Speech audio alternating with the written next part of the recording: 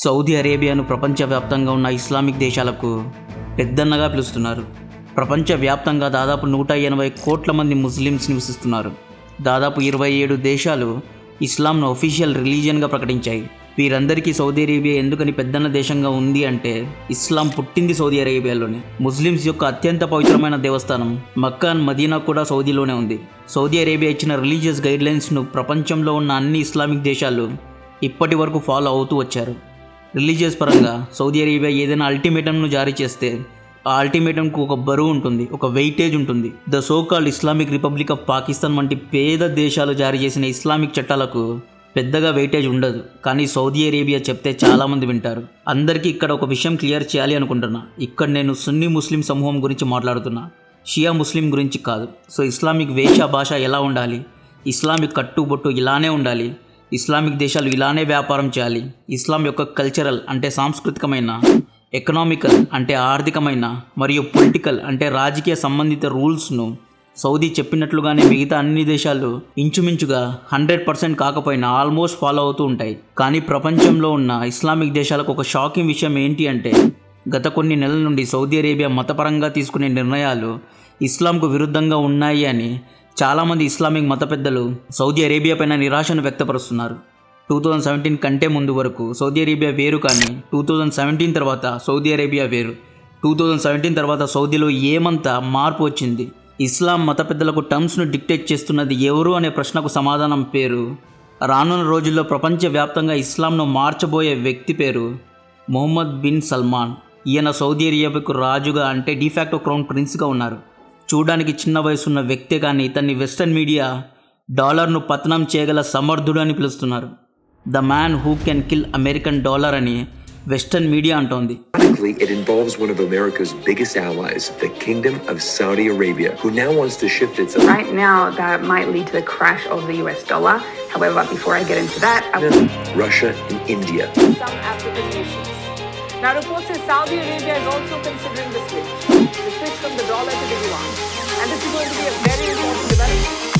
We know that Riyadh has been at odds with Washington. MBS అనే వ్యక్తి American dollar యొక్క ఆధిపత్యాన్ని చంపగలడు అని ఎందుకు అంటున్నారు అన్న విషయం ఈ వీడియో ఎండ్లో మీకే అర్థమవుతుంది. 3D మ్యాప్స్ను ఉపయోగించి ఈ వీడియోలో ఇవ్వబోయే ప్రజెంటేషన్ మొత్తం MBS చుట్టూ తిరుగుతూ ఉంటుంది. ఇక్కడ MBS అంటే సౌదీ రాజు షార్ట్కట్ నేమ్. MBS ఆధ్వర్యంలో ఇప్పుడు జరుగుతున్న మార్పులు, MBS తీసుకొస్తున్న సంస్కరణలు చూస్తుంటే సౌదీ అరేబియా ఇస్లాంకు విరుద్ధంగా వెళుతోంది అని చాలామంది మత పెద్దలు చెబుతున్నారు. MBS తన తోటి ఇస్లామిక్ దేశమైన పాకిస్తాన్ను పక్కన పెట్టి ఇండియాకు ఎందుకు సపోర్ట్ చేస్తున్నాడు? MBS ఇప్పుడు తీసుకునే డిసిషన్స్ సౌదీ అరేబియాను రిలీజియస్గా, కల్చరల్గా, ఎకనామికల్గా ఎలా మార్చబోతున్నాయి, తద్వారా వీటి యొక్క ప్రభావం ప్రపంచవ్యాప్తంగా ఉన్న ఇస్లామిక్ ఫాలోవర్స్ పైన ఎలా పడబోతోంది అనే డీటెయిల్డ్ అనాలసిస్ మీ ముందు ప్రజెంట్ చేస్తా. మొదటగా MBS సౌదీ అరేబియాలో ఏమేం కల్చరల్ రిఫార్మ్స్ తీసుకొస్తున్నాడు, ఎందుకు తీసుకొస్తున్నాడో చెప్తా. మనందరికీ తెలుసు, సౌదీ అరేబియా యొక్క ఆర్థిక వ్యవస్థ అంటే సౌదీ అరేబియా దేశానికి డబ్బులు ముఖ్యంగా 2 కారణాల వల్ల వస్తాయి. ఒకటి ఆయిల్ అంటే చమురు, రెండవది మక్కా మదీనా వల్ల అంటే ప్రపంచవ్యాప్తంగా హజ్ చేయడానికి ముస్లిం సౌదీకి వస్తారు. దానివల్ల కొంత రెవెన్యూ జనరేట్ అవుతుంది. కానీ రోజు రోజుకు డెవలప్ అవుతున్న టెక్నాలజీ కారణంగా ఎలక్ట్రిక్ బ్యాటరీ ద్వారా నడిచే వాహనాల యొక్క సంఖ్య పెరుగుతోంది. సౌదీ ఉత్పత్తి చేసే ఆయిల్లో ఎక్కువ శాతం ఆయిల్ వాడేది కార్, బైక్స్, ట్రక్స్, జీప్స్ వంటి వాహనాలు. ఇప్పుడు electric cars, electric bikes, electric trucks మార్కెట్లో చాలా ఫాస్ట్గా వస్తున్నాయి. అవి కూడా తక్కువ రేట్స్కి వస్తున్నాయి. ఎలక్ట్రిక్ వాహనాల యొక్క మైలేజ్, మెయింటెనెన్స్ కూడా పెట్రోల్, డీజిల్ ద్వారా నడిచే వాహనాల కంటే చాలా తక్కువ. సో ఇంకొక 10 నుండి 15 సంవత్సరాలలో ఎలక్ట్రిక్ వాహనాల యొక్క సంఖ్య పెరుగుతుంది, పెట్రోల్, డీజిల్ వాహనాల యొక్క వాడకం తగ్గుతుంది. దీనివల్ల ఏమవుతుంది అంటే ఆయిల్ యొక్క డిమాండ్ తగ్గుతుంది. దీని కారణంగా కేవలం ఆయిల్ ఆదాయంతో నడిచే సౌదీ అరేబియా దేశం ఆర్థికంగా చచ్చిపోతుంది. సో సౌదీ రాజు MBS విజన్ ఏంటి అంటే సౌదీ అరేబియాను ఒక టూరిస్ట్ హబ్ లాగా మార్చాలి అనుకుంటున్నాడు. 1990s కూడా దుబాయ్కు ఇటువంటి పరిస్థితి వచ్చింది. దుబాయ్లో ఆయిల్ అయిపోతే ఏంటి అన్న ఒక్క ఆలోచన దుబాయ్ జీవితాన్నే మార్చేసింది. దుబాయ్ తన డబ్బులను టూరిజంలో ఇన్వెస్ట్ చేసింది, తమ దేశాన్ని లిబరలైజ్ చేసింది, ప్రపంచవ్యాప్తంగా ఉన్న టూరిస్టులను అట్రాక్ట్ చేయగలిగింది. సౌదీ కూడా దుబాయ్ లాగే బుర్జ్ ఖలీఫా కంటే టాలెస్ట్ బిల్డింగ్ను కట్టి టూరిస్టులను అట్రాక్ట్ చేయొచ్చు కదా అనుకోవద్దు. ఇక్కడ చిన్న లాజిక్ ఉంది.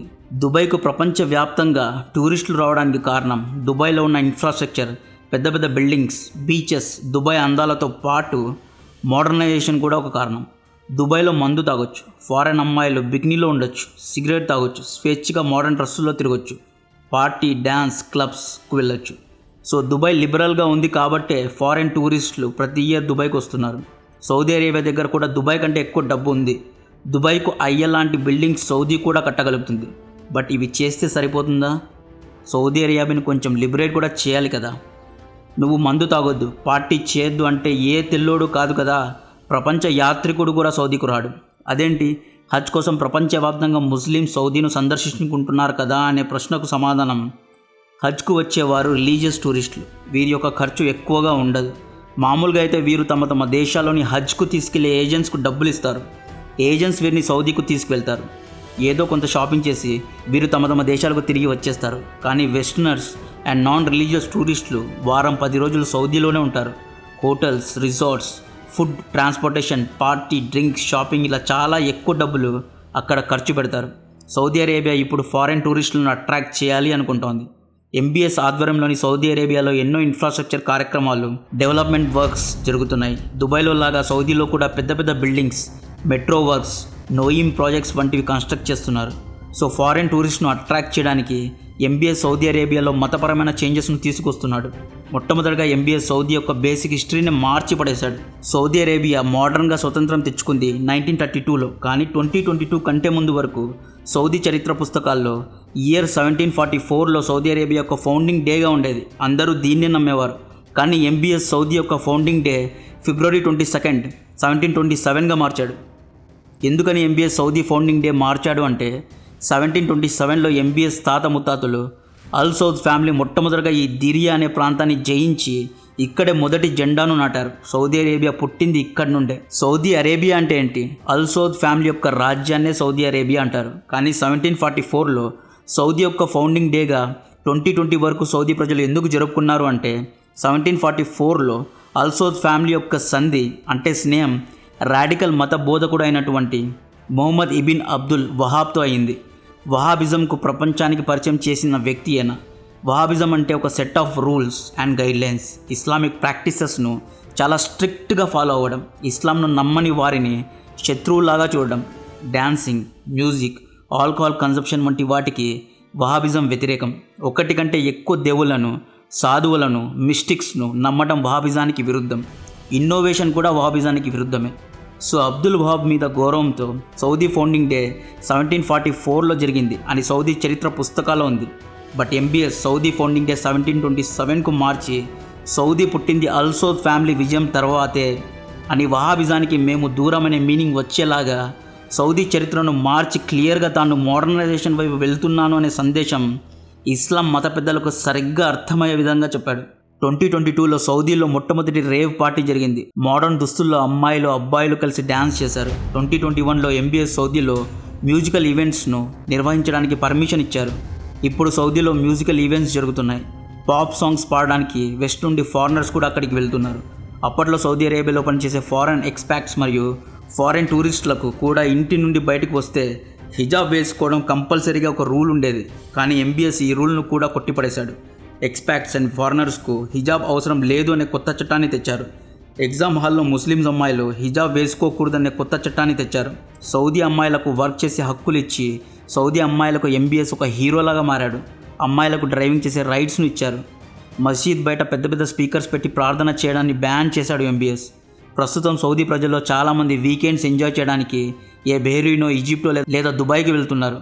దీనివల్ల వీరు సౌదీలో సంపాదించిన డబ్బును వేరే దేశాల్లో ఖర్చు పెడుతున్నారు. సౌదీ డబ్బును సౌదీలోనే ఉంచడానికి MBS సౌదీ అరేబియాలోని కొన్ని ఏరియాస్లో ఆల్కహాల్ కూడా లీగలైజ్ చేయబోతున్నాడు అని ద ఎకనామిక్ టైమ్స్లోని ఒక కథనంలో ప్రచురించారు. సో ఇస్లామిక్ ప్రపంచానికి దేవుడు లాంటి దేశమైన మక్కా, మదీనా వంటి పుణ్యక్షేత్రాలు కలిగి ఉన్న సౌదీలో ఇస్లాంకు విరుద్ధమైన చట్టాలను తీసుకురావడం వహాబిజాన్ని పాటించే కొంతమంది మత పెద్దల కోపానికి MBS కారకుడయ్యాడు. ఇవన్నీ ఇస్లాంలో హరాం, షరియా చట్టాలకు విరుద్ధం. దీన్ని నువ్వు ఎలా ఇంప్లిమెంట్ చేస్తావు MBS అని వీరు అడిగితే దీనికి సమాధానంగా MBS ఏమంటున్నారు అంటే, కాలంతో పాటు మనం కూడా పరుగులు తీయాలి. ఆయిల్ డబ్బులు ఎక్కువ కాలం ఉండవు. ఇంటర్నేషనల్ లెవెల్లో నాన్ రిలీజియస్ టూరిజంను సౌదీలో డెవలప్ చేస్తేనే మనం ఎక్కువ కాలం సంతోషంగా ఉంటాం, ఆర్థికంగా డెవలప్ అవుతాము అని సమాధానం ఇచ్చారు. బట్ సౌదీలో వహాబిజాన్ని మార్చడం వల్ల ఎంబీఎస్కు భారీ మూల్యం చెల్లించాల్సి ఉంటుందా అంటే దీనికి సమాధానం అవును అనే చరిత్ర చెబుతోంది. 1978లో ఇరాన్ తిరుగుబాటు గుర్తుందా? ఇరాన్ను మోడర్నైజ్ చేసి ఇరాన్లో వెస్టర్న్ కల్చర్ తీసుకొస్తున్న షా నియంత ప్రభుత్వానికి వ్యతిరేకంగా ఇరాన్ మత పెద్ద అయినటువంటి ఆయతుల్లా ఖుమైనీ తిరుగుబాటు చేశాడు. షాను గద్దె నుండి దింపాడు. షా చేసిన తప్పేంటి అంటే ఇస్లామిక్ చట్టాలను మార్చడం. 1979లో కూడా ఆఫ్ఘనిస్తాన్లో ముజాహిద్దీన్లు తిరుగుబాటుకు కారణం కూడా ఇదే. వాహాబిజంలో దేవుణ్ణి నమ్మని వారిని శత్రువు అంటారు. అప్పట్లో ఆఫ్ఘనిస్తాన్ను పాలిస్తున్న కమ్యూనిస్టు పార్టీ దేవుణ్ణి నమ్మదు. దాని తర్వాత ఆఫ్ఘనిస్తాన్లో ఏమేం జరిగిందో మనందరికీ తెలుసు. సో ఎంబీఎస్కు సౌదీ అరేబియాను ఓవర్ ద నైట్లో మార్చడం అంత ఈజీ కాదు. కొంచెం తేడా కొట్టిన నియంత పాలకుడైన యువరాజుకు వ్యతిరేకంగా తిరుగుబాటు వచ్చే అవకాశాలు చాలా ఎక్కువగా ఉన్నాయి. కానీ ఎంబీఎస్ విజన్ గొప్పది. టార్చ్ బేరర్ అంటారు కదా, మేబీ ఇస్లామిక్ ఫాలోవర్స్కు ఎంబీఎస్ ఒక టార్చ్ బేరర్ ఏమో అనే విషయం కాలమే నిర్ణయిస్తుంది. సౌదీని ఆర్థికంగా డెవలప్ చేయడానికి, ఇంటర్నేషనల్ టూరిస్టులను అలానే బిజినెస్ మెన్స్ను అట్రాక్ట్ చేయడానికి ఎంబీఎస్ సౌదీలో అమాలా అనే పెద్ద హోటల్ ప్రాజెక్ట్ కట్టిస్తున్నారు. రెడ్ సీలో పెద్ద పెద్ద ఐలాండ్ రిసార్ట్స్ను కన్స్ట్రక్ట్ చేస్తున్నారు. దిరియాలో సౌదీ యొక్క చరిత్రను ప్రతిబింబించేలా హెరిటేజ్ సెంటర్స్ను కడుతున్నారు. పిల్లలు ఆడుకోవడానికి అంతర్జాతీయ పరిమాణాలున్న సల్మాన్ పార్క్ను, ఇంటర్నేషనల్ బిజినెస్ మ్యాన్స్ను అట్రాక్ట్ చేయడానికి నోయిమ్ అనే ద లైన్ ప్రాజెక్ట్ను కట్టిస్తున్నారు. ప్రపంచవ్యాప్తంగా ఉన్న కంపెనీస్ సౌదీలో ఇన్వెస్ట్ చేయడానికి ఎంబీఎస్ ఇన్ఫ్రాస్ట్రక్చర్ కోసమే దాదాపు ఇండియన్ రూపీస్లో 80 లక్షల కోట్లు ఖర్చు పెడుతున్నారు. సౌదీలో infrastructure and tourist places develop అయితే నాన్ రిలీజియస్ టూరిస్టులు సౌదీకి వస్తారు. దీనివల్ల సౌదీలో ఇన్కమ్ జనరేట్ అవుతుంది. ఎలాగో సౌదీలో రూల్స్ కూడా ఈజ్ చేశారు కాబట్టి టూరిస్టులు తాగడానికి, తినడానికి, పార్టీ చేయడానికి డబ్బులు ఖర్చు పెడతారు. దీనివల్ల ప్రపంచవ్యాప్తంగా ఉన్న ఇన్వెస్టర్స్ సౌదీలో ఇన్వెస్ట్ చేస్తారు. వీటి వల్ల సౌదీకు ఇన్కమ్ జనరేట్ అవుతుంది. కొత్త కొత్త కంపెనీస్ సౌదీకి వస్తాయి. వీటి వల్ల సౌదీ సిటిజన్స్కు జాబ్స్ క్రియేట్ అవుతాయి. రాజకీయంగా కూడా ఎంబీఎస్ సౌదీ అరేబియాను మార్చడానికి తమ దేశ స్నేహితులను డైవర్సిఫై చేస్తున్నాడు. ఇప్పటి వరకు అంటే 1940 నుండి 2021 వరకు సౌదీ అరేబియా రక్షణ విభాగం కోసం అంటే మిలిటరీ కోసం అమెరికా పైనే పూర్తిగా ఆధారపడేది. కానీ ఎంబీఎస్ రష్యా, చైనా, ఇండియాతో చేతులు కలుపుతున్నారు. తన ఫ్రెండ్స్ను డైవర్సిఫై చేస్తున్నారు. అమెరికా పైనే పూర్తిగా ఆధారపడడం వల్ల ఏమవుతుంది అంటే అమెరికా సౌదీకు టర్మ్స్ను డిక్టేట్ చేస్తుంది. అది ఎలాగంటే ఆయిల్నే తీసుకుందాం. సౌదీ ఆయిల్ను వేరు వేరు దేశాలకు అమ్మాలి అంటే అమెరికన్ డాలర్ను తీసుకునే అమ్మాలి. ప్రపంచంలోని 80% ఆయిల్ వ్యాపారం అమెరికన్ డాలర్స్తోనే జరుగుతుంది. దీనివల్ల అమెరికన్ డాలర్ రోజు రోజుకు స్ట్రాంగ్ అవుతోంది. అమెరికన్ డాలర్ స్ట్రాంగ్ అయ్యే కొద్దీ మిగతా దేశాలు నష్టాన్ని చూడాల్సి వస్తోంది. ఉదాహరణకు జస్ట్ అందరికీ అర్థం అవ్వడానికి ఒక ఎగ్జాంపుల్ ఇస్తాను. ఈరోజు ఒక బ్యారల్ ఆయిల్ $75 ఉంది అనుకోండి. సౌదీ కరెన్సీ అయిన సౌదీ రియాల్లో 1 బ్యారల్ ఆయిల్ యొక్క కాస్ట్ $1 = 3.75 సౌదీ రియాల్స్ అయినప్పుడు 1 బ్యారల్ ఆయిల్ యొక్క కాస్ట్ 281 సౌదీ రియాల్స్ అవుతుంది. ఇండియా 1 బ్యారల్ ఆయిల్ను కొనడానికి డాలర్స్తోనే వ్యాపారం చేయాలి కాబట్టి $1 82 రూపీస్ కాబట్టి 1 బ్యారల్ ఆయిల్ను కొనడానికి $75 ఖర్చు పెట్టాలి. $75 అంటే 75 × 82 రూపీస్ అంటే 6150 రూపీస్ ఖర్చు పెట్టాలి. అదే ఇండియా సౌదీ కరెన్సీ అయిన రియాల్లో కనుక ఆయిల్ను కొంటే ఒక బ్యారల్ ఆయిల్ సౌదీ రియాల్లో 281 రియాల్స్. 281ను ఇండియన్ రూపీస్లో కన్వర్ట్ చేస్తే 281 × 21 = 5900 ఇండియన్ రూపీస్. డాలర్లో కొంటే 6150 రూపీస్ అవుతుంది. అదే బ్యారల్ ఆఫ్ ఆయిల్ను సౌదీ రియాల్స్లో కొంటే కేవలం 5900 రూపాయలు. బ్యాలెన్స్ 250 రూపీస్ ఎవరు దుబ్బుతున్నారు అంటే దీనికి ఆన్సర్ సింపుల్. ఈ డిఫరెన్స్ అమౌంట్ను అమెరికా తింటోంది. కేవలం ఒక బ్యారెల్లో 250 రూపీస్ అమెరికాకు లాభం. ఇండియా ఒక రోజుకి ఎంత ఆయిల్ను ఇంపోర్ట్ చేసుకుంటుందో గెస్ చేయండి. జస్ట్ ఒక వైల్డ్ గెస్ వేయండి. ఇండియా ఒక రోజుకు దాదాపు 10 నుండి 12 లక్షల బ్యారల్స్ ఆఫ్ ఆయిల్స్ను ఇంపోర్ట్ చేసుకుంటోంది. దీనివల్ల అమెరికాకు రోజుకు దాదాపు 25 కోట్ల లాభం. ఏమీ చేయకుండా జస్ట్ డాలర్ ద్వారా ఆయిల్ వ్యాపారం చేయడం వల్ల అమెరికాకు వచ్చే లాభం ఇది. సౌదీ అరేబియా కనుక లేదు, ఈ రోజు నుండి అమెరికా డాలర్స్తో పాటు ఇండియన్ రూపీస్తో కూడా, రష్యన్ రూబల్స్తో కూడా, చైనా యాన్ను పెట్టి కూడా మాతో ఆయిల్ను కొనొచ్చు అని ప్రకటిస్తే ఇండియాకు రోజుకు ఎన్నో రెట్లు డబ్బులు మిగులుతాయి. అలాగే ప్రపంచ దేశాలకు కూడా చాలా డబ్బులు మిగులుతాయి. మొన్న సౌదీ చైనా ఆధ్వర్యంలోని SCO కూటమిలో యాజ్ ఏ పార్ట్నర్గా చేరింది. రక్షణ కోసం సౌదీ అమెరికాకు ప్రత్యామ్నాయంగా చైనాతో చేతులు కలిపింది. శత్రుదేశం ఇరాన్తో స్నేహానికి చేయి చాచింది. ఇండియాతో టైస్ను ఎప్పుడూ లేని విధంగా మెరుగుపరుచుకుంటోంది. ఆర్థికంగా కూలిపోయిన పాకిస్తాన్ ఇస్లామిక్ దేశం అయినా కూడా ఎంబీఎస్ తన దేశ హితం కోసం ఇండియాతో టైస్ను మెరుగుపరుచుకున్నాడు. మతం కంటే డెవలప్మెంటే ముఖ్యమని చెప్పుకనే చెప్పాడు.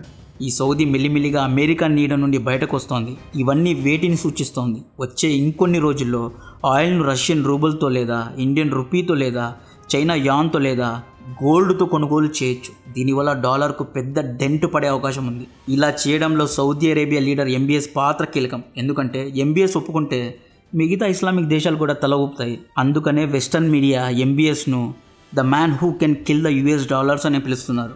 ఈ విధంగా ఎంబీఎస్ సౌదీలో ఆర్థికమైన, రాజకీయమైన, మతపరమైన మార్పులు తీసుకొచ్చి సౌదీను మరొక లెవెల్కు తీసుకువెళ్తున్నాడు. కంటెంట్ నచ్చితే వీడియోను లైక్ చేయండి, ఛానల్ను సబ్స్క్రైబ్ చేసి అందరికీ షేర్ చేయండి. జై హింద్.